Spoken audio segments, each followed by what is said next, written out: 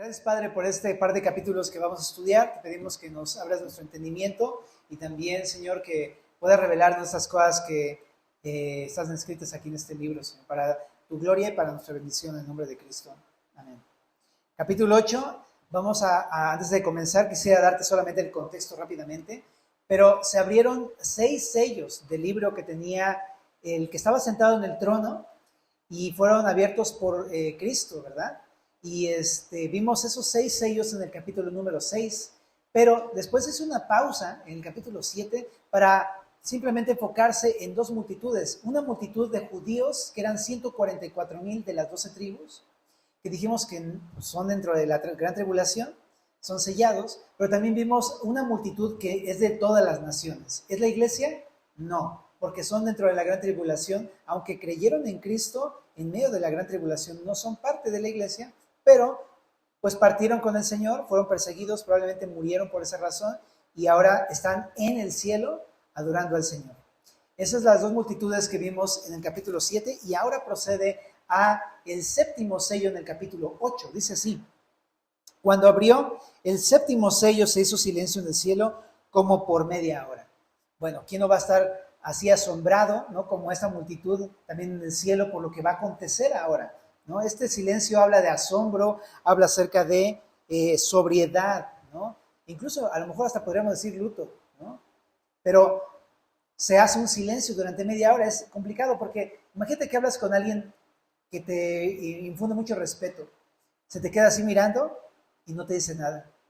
30 segundos estás que te mueres, ¿verdad?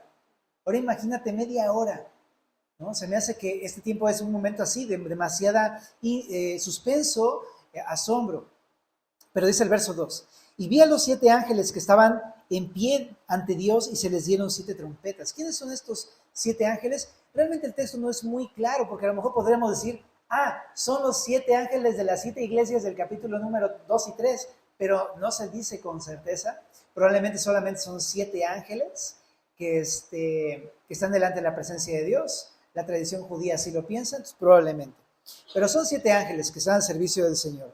Y dice que se les dieron 7 trompetas, ¿verdad? Bueno, para comenzar, las trompetas lo que anuncian siempre son varias cosas en el Antiguo Testamento o en el Nuevo. Puede ser guerra, puede ser congregación, puede ser incluso la llegada del rey.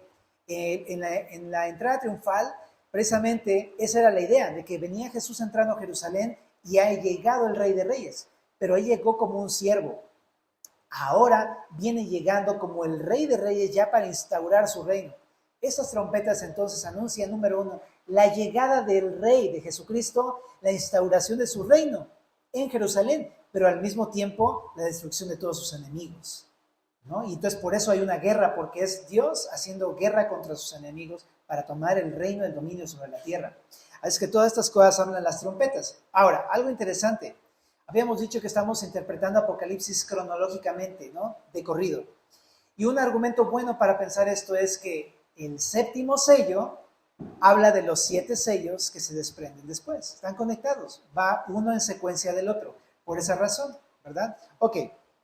Pero continuemos en el verso número 3. Dice: otro ángel vino entonces y se paró ante el altar con un incensario de oro y se le dio mucho incienso para añadirlo a las oraciones de todos los santos sobre el altar de oro que estaba delante del trono. Y de la mano del ángel subió a la presencia de Dios el humo del incienso con las oraciones de los santos. Y el ángel tomó el incensario, lo llenó de fuego del altar y lo arrojó a la tierra, y hubo truenos y voces y relámpagos y un terremoto. Y los 7 ángeles que tenían las 7 trompetas se dispusieron a tocarlas. Bueno, aquí para empezar habla de otro ángel que va a agarrar el incensario, ¿no? Pero este ángel algunos piensan que es Jesús, pero razones por las cuales probablemente no es Jesús, más bien no es Jesús. Porque esta palabra otro es una palabra que significa otro del mismo tipo. Es la palabra alos en griego, que habla de una distinción numérica, o sea, habla de otra persona, pero de la misma sustancia, cualidad, carácter. Pero esa es la palabra alos, la que se encuentra aquí. Entonces habla de otro ángel, como los demás ángeles, los que estaban enfrente de la presencia de Dios, ¿no? Pero la otra palabra que está en griego, que se traduce como otro en español, es la palabra heteros, como heterosexual, por ejemplo, ¿no? Esta palabra es otra palabra distinta, que habla de otra otra diferencia numérica, o sea, es otra persona, pero a diferencia de halos, heteros es otro de la misma sustancia, perdón, de distinta sustancia o cualidad o carácter. Por ejemplo, en el caso del género, hombre y mujer, heteros es porque es de distinto género, aunque son dos personas distintas, otro género. Entonces es distinto heteros a halos, que es del mismo tipo. Esta palabra otro es halos, otro del mismo tipo. Entonces no es Jesús, ¿ok? Bueno, entonces este ángel no es Jesús, pero dice que tenía un incensario y presentaba este incienso delante de Dios. Ya dijimos que era el incienso, ¿te acuerdas? Apocalipsis 5:8 dice que son las oraciones de todos los santos. Y lo que entonces entendemos es que este ángel presenta las oraciones de todos los santos en toda la historia, que son todos los cristianos, pues, a la presencia de Dios. Se lo presenta a Dios. Ahora, una singularidad de este pasaje es que estas oraciones son escuchadas por el Señor. ¿Qué está mostrando aquí este pasaje? Esto del incienso muestra que las oraciones del creyente son el medio a través del cual el reino de Dios va a venir a la tierra. Digamos así, es una de las formas en las que el Señor va a usar para poder entonces venir. Y muestra qué importante es que como cristianos estemos orando. Ya lo hemos hecho, ¿no? Cuando vemos algo que está pasando muy terrible, por ejemplo, en la sociedad, en un momento, Señor, ven por favor, ven, regresa, ven pronto, como dice Apocalipsis 22:20, ven Señor Jesús, ven. Y son clamores que hacemos, ¿no? Pues bueno, el reino de Dios en parte va a venir por nuestro clamor hacia Dios. ¿Qué tengo que hacer? Orar. Pide, como dice en Apocalipsis 22:20, ven Señor, ven. El Señor puede venir, pero depende mucho si estamos orando por eso. Pues oremos por eso. Y otra cosa que me encanta ver es que el incienso llegó a la presencia de Dios, verso 4, que significa que entonces fue acepto. Así es que el Señor va a escuchar nuestras oraciones. Bueno, pero dice en el verso 5 que este ángel también tomó el incensario después de que la oración fue escuchada por Dios, la llenó de fuego, ¿no? Y esto simboliza juicio. Y dice que llenó el incensario de fuego, que son carbones encendidos, por supuesto, ¿no? Y los arrojó a la tierra. Y a partir de entonces comienza las 7 trompetas de este segundo periodo de Apocalipsis. Para recordarte, la primera serie de juicios fueron los 7 sellos. La segunda serie de juicios son las 7 trompetas, que es donde vamos a comenzar el día de hoy. Y para comenzar vinieron truenos, vino voces, ¿no? Fuertes, relámpagos y un terremoto para comenzar las 7 trompetas. Y dice en el verso 6 que se dispusieron a tocar las trompetas. Y el primer ángel tocó la primera trompeta en el verso número 7. Dice, el primer ángel tocó la trompeta y hubo grande granizo y fuego mezclados con sangre que fueron lanzados sobre la tierra, y la tercera parte de los árboles se quemó y se quemó toda la hierba verde. Entonces, este primer juicio es algo que entendemos literal. Una de las cosas que yo aprendí cuando empecé a estudiar Apocalipsis con el pastor Ibert y con los pastores allá en Semilla, ¿no? Que fueron nuestros maestros, es que la Biblia se debe leer literalmente, a menos que haya algo que te force a que el texto no sea literal. Pero aquí en este pasaje, y por lo que venimos viendo, son cosas literales. Usa figuras para hablar de cosas reales, pero no significa que sea un libro figurado, ¿ok? ¿Sí se entiende la idea? Usa lenguaje poético, usa metáforas, pero habla de cosas que van a suceder. Aquí habla de granizo y es algo literal. Y habla de granizo mezclado con fuego. Ya ha habido eso, ¿sabías? Históricamente ya ha habido veces en que caen granizos tan grandes que por la velocidad, bueno, no sé si es por eso, vienen con fuego también, ¿no? Pero bueno, aparte de esto, han habido también granizadas muy grandes en la historia. Nada más en 1986 hubo una granizada donde cayó un granizo de 1 kilo, o sea, pues bueno, puede pensar 1 kilo de arroz, ¿no? Pero más o menos de ese peso cayó el granizo. Han habido en España recientemente granizos de la pelota de béisbol, ¿no? De softball.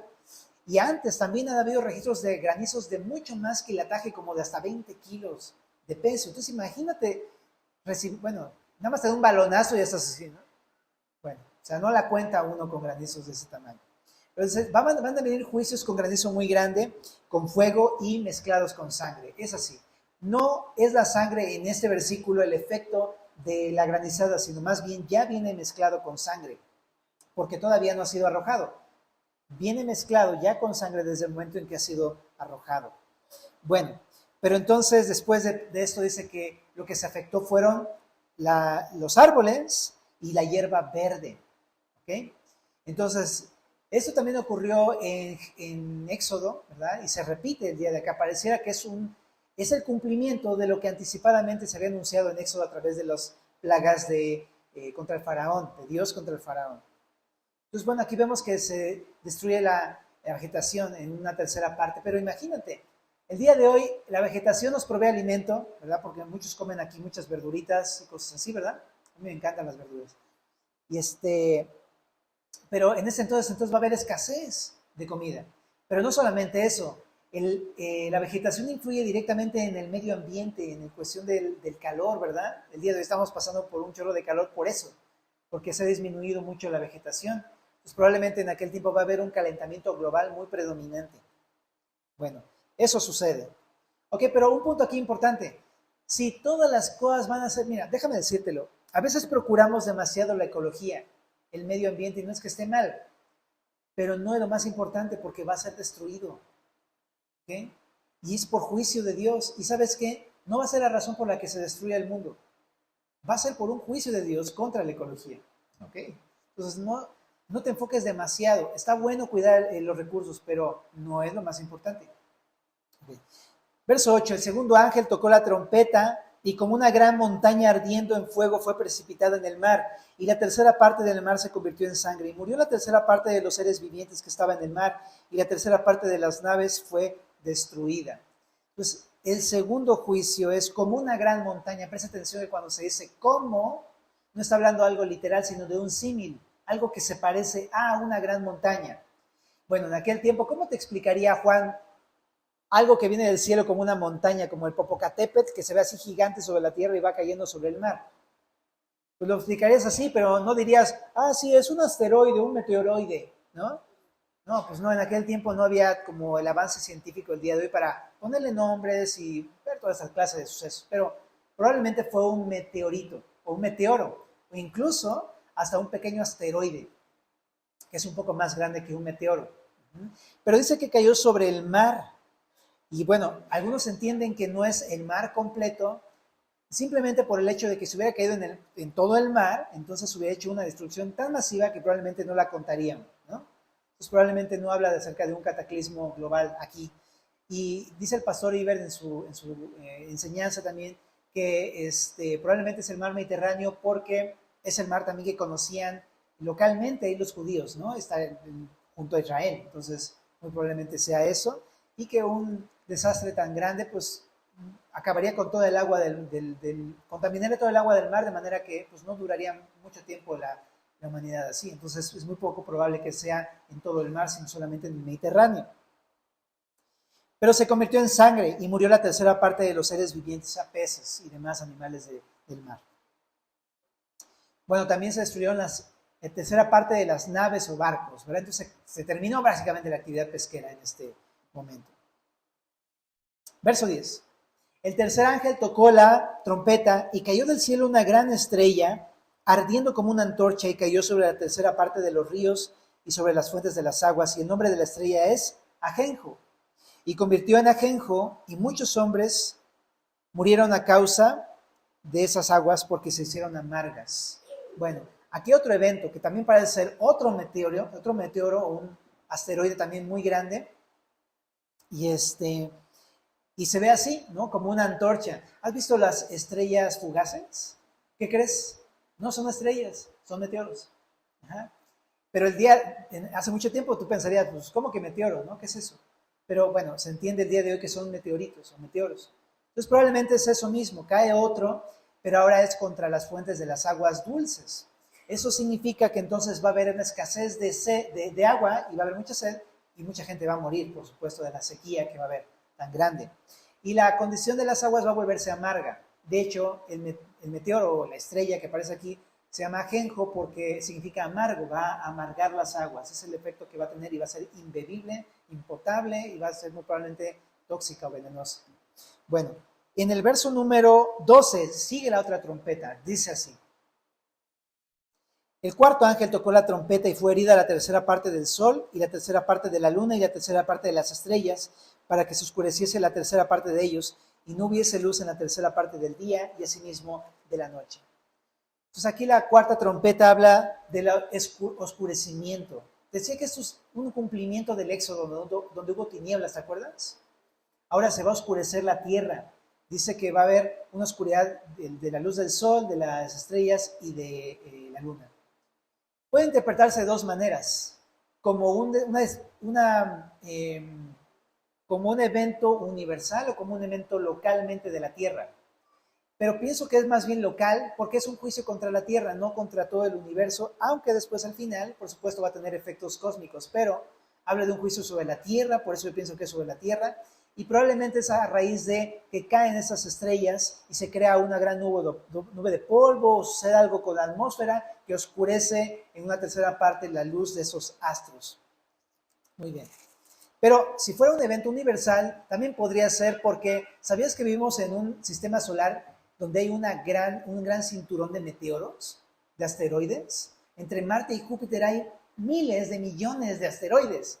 Y de esos hay 700 que están muy cerca de la Tierra, en especial uno que está muy cerca de la Tierra y todo el tiempo va pasando y todos los astrónomos se ponen a temblar. Bueno, pero podría ser entonces que golpearan más contra la Tierra o golpearan contra la Luna, las estrellas o contra el Sol. Puede ser, pero yo me inclino a pensar que es un juicio localmente de la Tierra. Y en el verso 13 dice, y miré, y oí un ángel volar por en medio del cielo diciendo a gran voz, ¡ay, ay! ¡Ay de los que moran en la tierra a causa de los otros toques de trompeta que están por sonar los tres ángeles!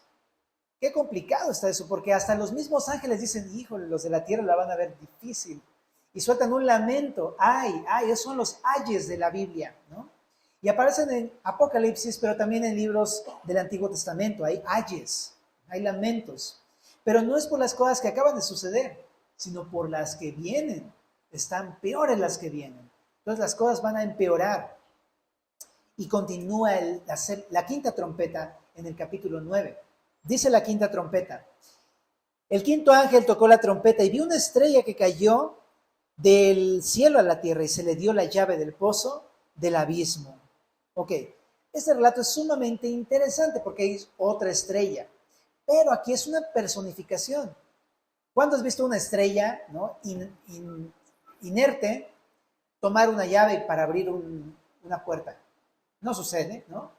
Más bien podría interpretarse ese texto de manera literal. No es una estrella, es una persona, a la cual aquí en este versículo la compara metafóricamente con una estrella. ¿Te suena a alguien? En Isaías 14:12 menciona a Satanás como el lucero de la mañana. No es porque lo sea, sino porque él se atribuye eso, ¿no? Pero Dios le llama así, lucero de la mañana, como alguien que era resplandeciente, que estaba en la presencia de Dios y que cayó de la presencia de Dios. Y de hecho fue arrojado del cielo a la tierra. Es Satanás. Por lo que probablemente esta persona es Satanás, esa estrella. Ahora también, dice en el verso número 11, te vamos a llegar a él, pero que él es el ángel del abismo. Entonces muy probablemente habla de esa persona de Satanás. Ahora dice que se le dio la llave del pozo del abismo. ¿Qué es el abismo? Esta palabra significa pozo profundo o sin fondo. Es la definición del original del griego. Pero hay dos pasajes que hablan de este lugar. También este lugar se le llama el Tártaro. ¿Has escuchado? Ajá. Que es distinto al infierno, al Seol y a otros nombres que se trata de comparar luego también, porque hay varios nombres, ¿no? El Seol, el Hades, la Jena, el abismo, el Tártaro y varios. Entonces, el Tártaro y el abismo son una cosa distinta de algunos otros conceptos. Pero para entenderlo, en Lucas 8:28 lo menciona Jesús. Dice en Lucas 8:28, para que ubiques el momento en el que dice esto, es cuando está con los endemoniados gadarenos. Y le pregunta a uno de ellos, ¿qué tienes conmigo, Jesús, Hijo del Dios Altísimo? Te ruego que no me atormentes. Esta palabra atormentes estaba refiriéndose a que le estaban pidiendo a Jesús que no los llevara a un tormento, tortura, oscuridad, sufrimiento o castigo. Pero en el verso 31 dice que le rogaban que no los mandase ir al abismo. Por lo que se entiende que el abismo es un lugar que existe el día de hoy, que es un lugar de tormento, de tortura, de oscuridad, de sufrimiento o de castigo. ¿Ah?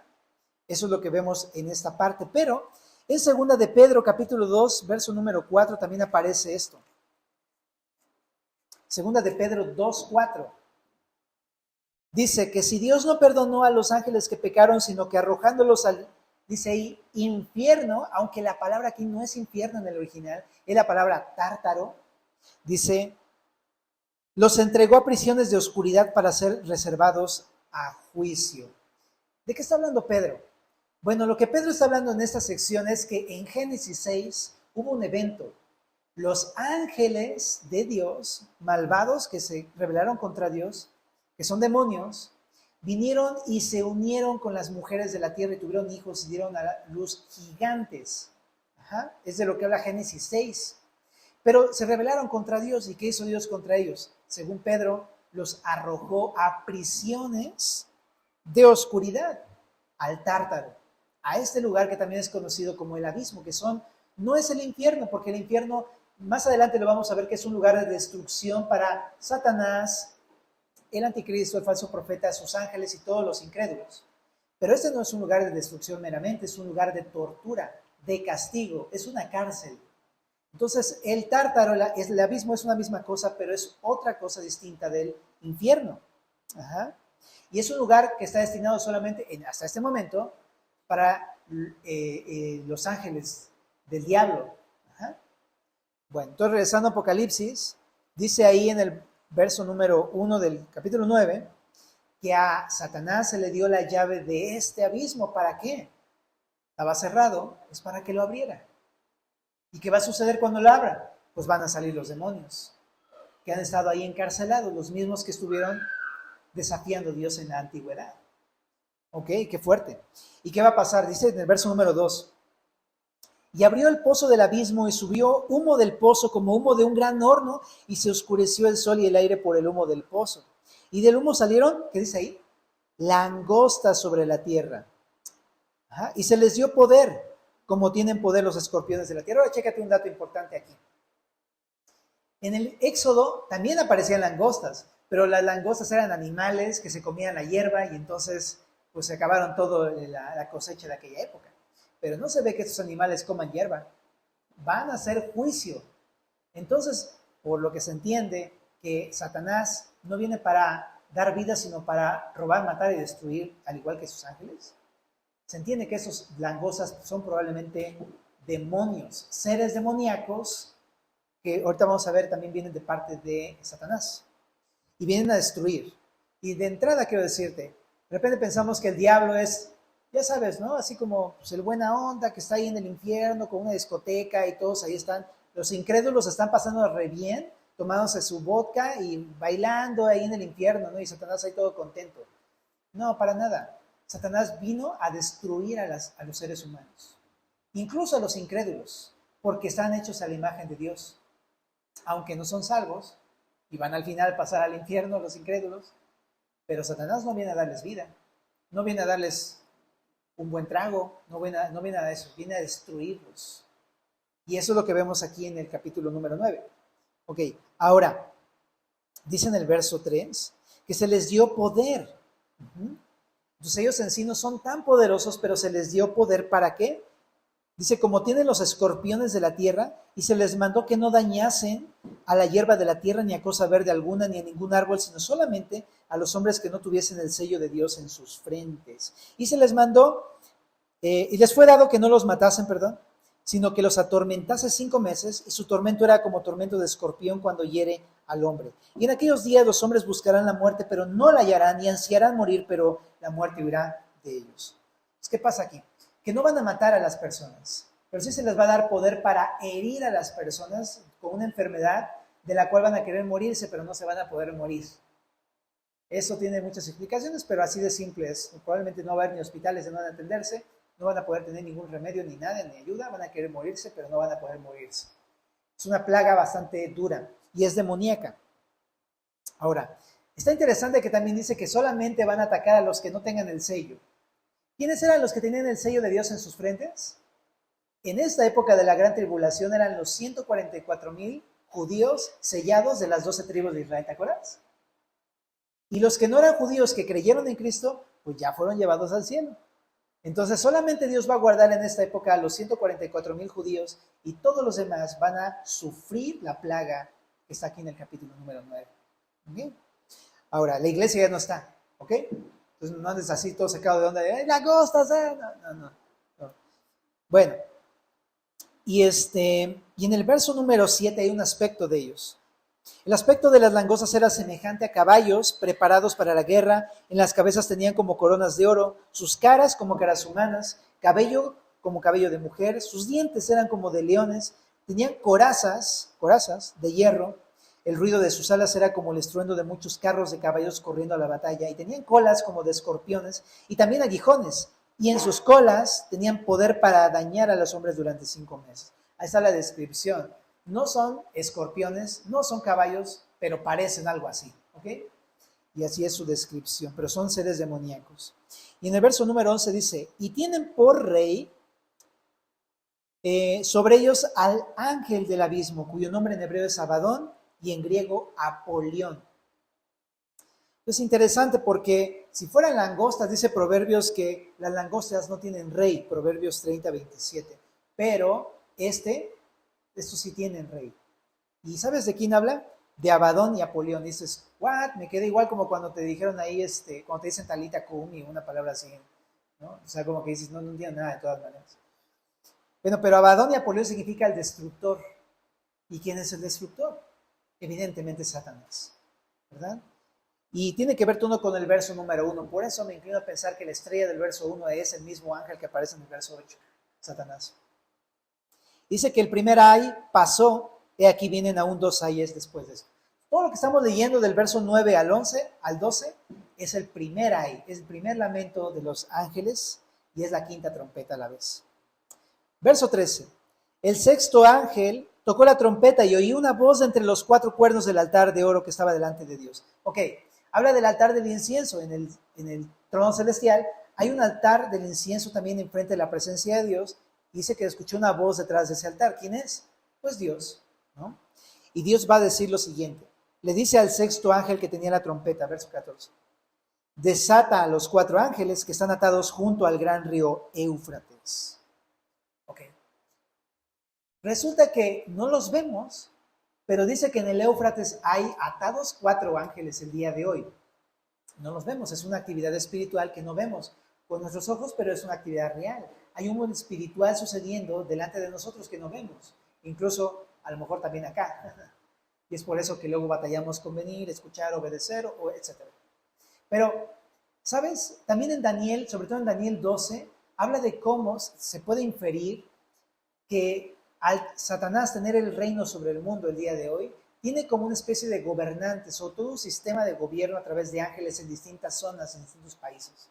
En Persia, en Babilonia, en que es el caso aquí en el Éufrates, tiene como un dominio a través de esos ángeles. ¿Ok? Y hay ángeles que son mucho más poderosos que otros, ¿no? Y estos ángeles del Éufrates eran tan poderosos que tuvieron que ser atados por el desastre que hicieron y cómo influyeron a Noé y a la familia, ¿verdad? Pero entonces, el día de hoy hay ciudades en las que se entiende que es espiritualmente una actividad mucho más pesada o fuerte el día de hoy, como por ejemplo Irak y lugares donde no dejan ni siquiera meter Biblias, ni siquiera te dejan orar. En la época de Daniel orabas y te metían al foso de los leones. Y así hay gente el día de hoy que te condena por congregarte, venir, leer tu Biblia, y no tardamos en pasar por algo así. Yo espero que pase por algo así porque significa que estamos bien como iglesia. Pero si no ha pasado algo así, yo pienso que es que estamos muy mal como iglesia, ¿no? Estamos dormidos, estamos aletargados, no entendemos lo que está pasando a nuestro alrededor, ¿no? Y eso me pone un poco triste y me pone a meditar porque significa que no hay un gran avivamiento, hermanos. No. Estamos de uno de los peores países en donde la corrupción reina. De hecho, si no hay una oposición tan grande en México, ¿qué significa? Yo pensaría es como, pues, ¿para qué les ponemos un gobernante tan pesado si estos cuates solitos caen en pecado? No necesitas un tentador para que caigan solitos, ahí están, en un chorro de cosas.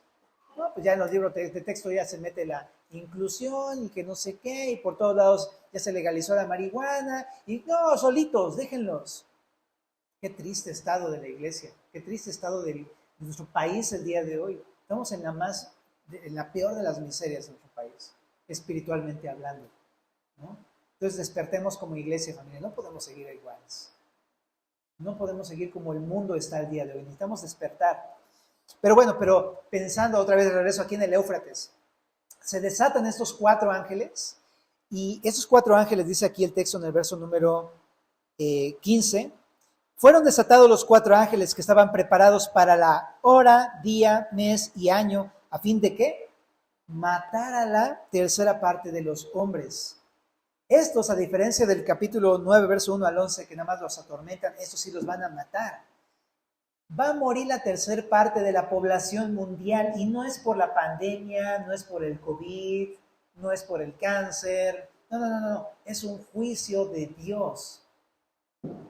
Así que ni te preocupes tanto por las enfermedades, ¿no? Todo lo que puedas escuchar en las noticias, eso no es tan importante como lo que va a hacer Dios más adelante. El juicio de Dios, ese es el juicio duro que va a pasar contra el planeta Tierra y sus moradores. Ahora, dice el verso 16 que el número de los ejércitos de los jinetes era ¿cuántos? 200 millones. Yo oí su número, dice Juan. Imagínate un ejército, nada más, yo nunca he visto un ángel, pero por los textos narrados en la Biblia han de ser terriblemente para infundirte miedo, ¿no? Ahora imagínate ver 200 millones de ángeles contra ti. No, hombre. De veras va a ser un caos en este momento de la historia, ¿no? Y dice, así bien visiona los caballos y los jinetes, los cuales tenían corazas de fuego, de zafiro y de azufre. Las cabezas de los caballos eran como cabezas de leones. De su boca salían fuego, humo y azufre. Por estas 3 plagas fue muerta la tercera parte de los hombres, y por el fuego y el humo y el azufre que salían de su boca. Pues el poder de los caballos estaba en su boca y en sus colas, porque en sus colas, semejantes a serpientes, tenían cabezas y con ellas dañaban. Entonces no son caballos, no son serpientes, pero algo así. Son seres demoníacos también, y tienen poder en las bocas y en las colas para morder y para matar. Ok. Qué fuerte, ¿verdad? Entonces recuerda cómo esto en Éxodo era una anticipación de lo que iba a suceder en el futuro, en el juicio de Dios contra las naciones en la gran tribulación. Y bueno, ahora en el verso 20 continúa el texto diciendo, y los otros hombres que no fueron muertos con esas plagas, ni aún así se arrepintieron de las obras de sus manos, ni dejaron de adorar a los demonios, ni a las imágenes de oro, de plata, de bronce, de piedra y de madera, las cuales no pueden ver, ni oír, ni andar. Y no se arrepintieron de sus homicidios, ni de sus hechicerías, ni de su fornicación, ni de sus hurtos. ¡Wow! Lo que vimos la otra vez, ¿te acuerdas? La dureza de sus corazones. Ahora chécate, no es que esta gente no va a entender que Dios está haciendo juicios, porque uno podría pensar a lo mejor, pues es que de seguro ese es un problema de la ecología, ¿no? O que estén pensando, no es que es una plaga, no es que es el COVID, no es que lo que sea. No, familia. En esta época todos sabían o todos sabrán perfectamente que los juicios son de Cristo. ¿Por qué? Ya lo leímos en el capítulo número 6, versos 16 y 17. Dice que la gente de aquel tiempo decía, caed sobre nosotros a los montes y escondednos del rostro de aquel que está sentado sobre el trono y la ira del Cordero, porque el gran día de su ira ha llegado y ¿quién podrá sostenerse en pie?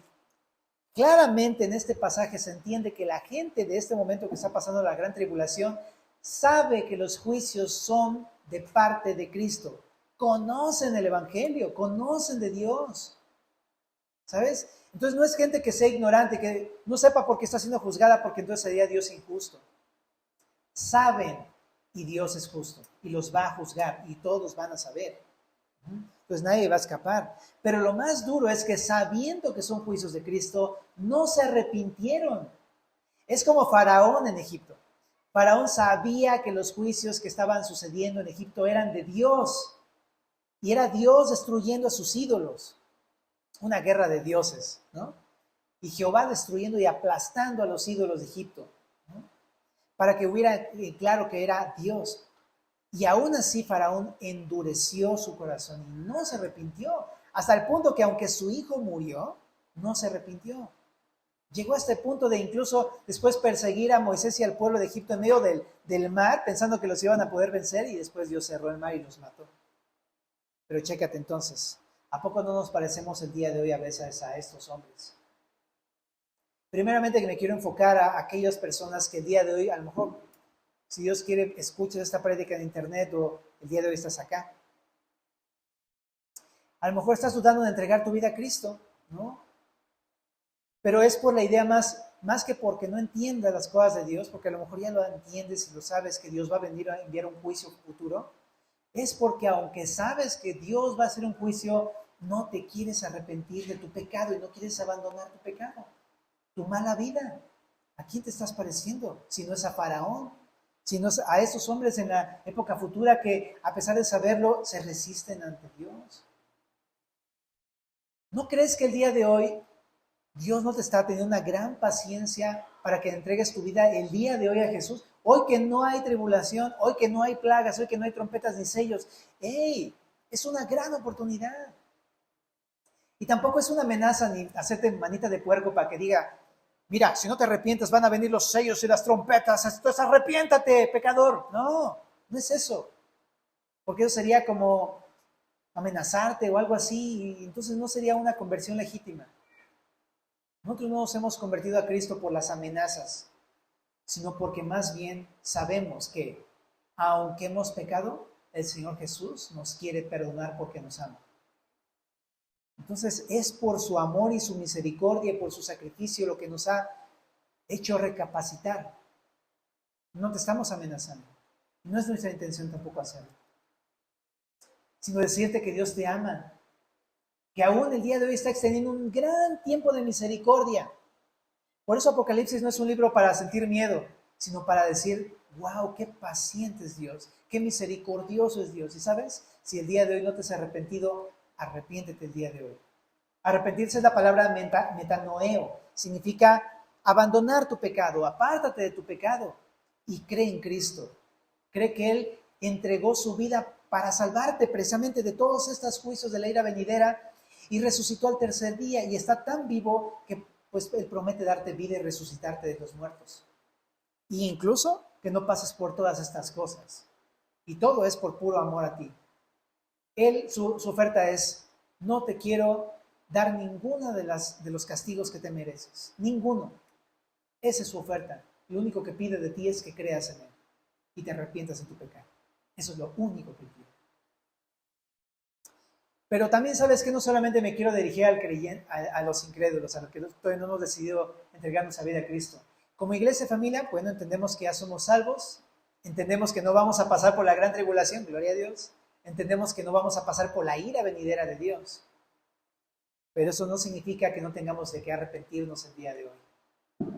Porque estamos en un proceso de limpieza, de santificación. Y honestamente todos los cristianos pecamos. Toda la iglesia pecamos. Pero mi pregunta es, ¿hay algo de lo que tengas que arrepentirte el día de hoy? Hazlo. Ahora que Dios dice, hey, no va a haber juicio, no va a haber castigo para ti porque has creído en mí, pues ahora pues deja esas cosas.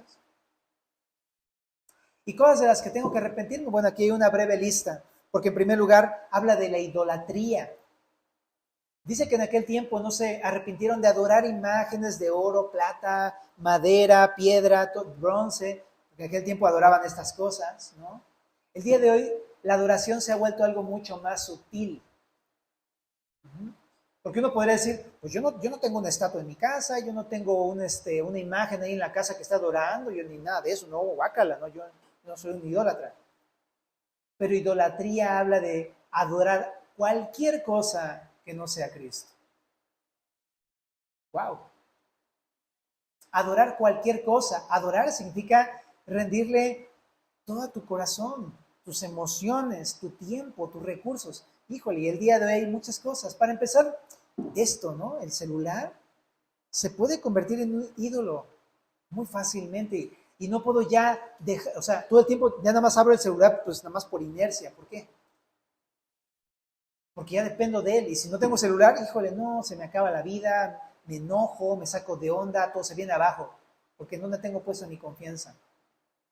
¿No? O a lo mejor un programa, ¿no? YouTube, todo el tiempo tengo que estar viendo reels y reels y reels. ¿Por qué? ¿Pero por qué?